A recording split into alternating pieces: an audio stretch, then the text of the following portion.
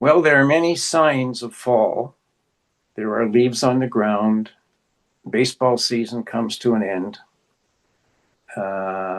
We've turned off our sprinkler system.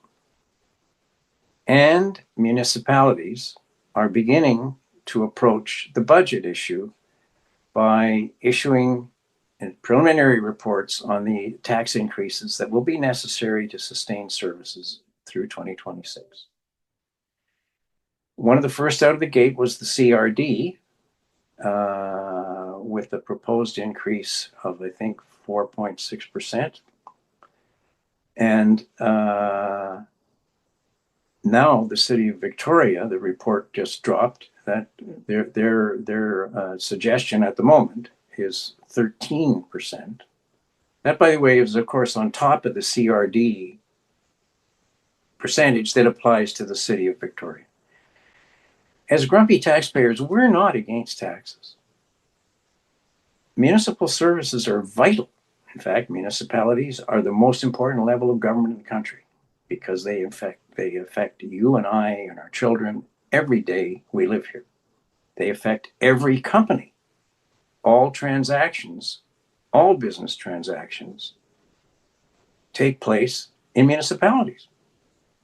The economy of the province of British Columbia is just a mathematical calculation of what happens at the municipal level.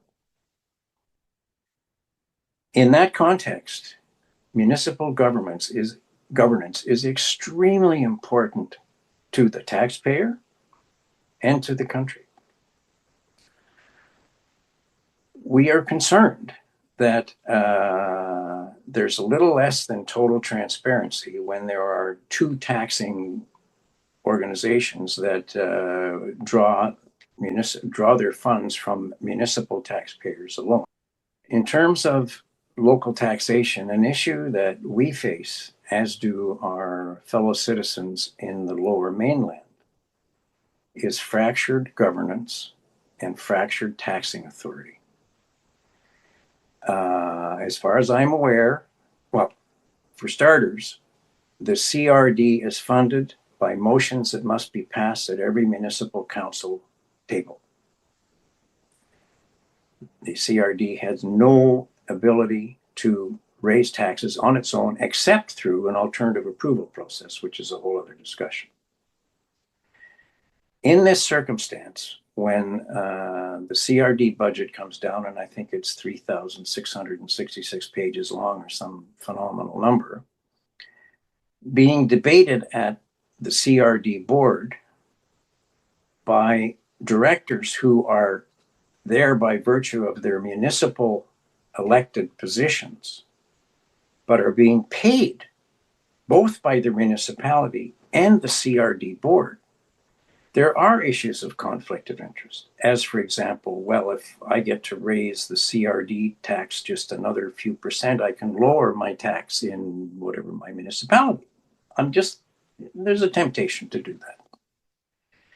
That's not good enough for taxpayers.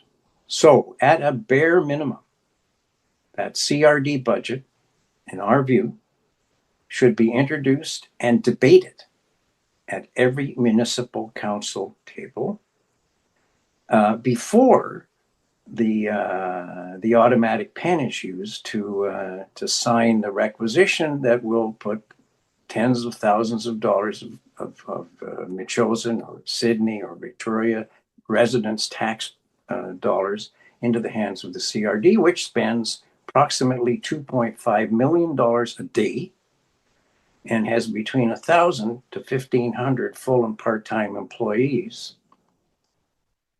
An organization of that size cannot be detached from the taxpayers who are paying the bills. The municipal councils are the way to make sure that attachment is firm.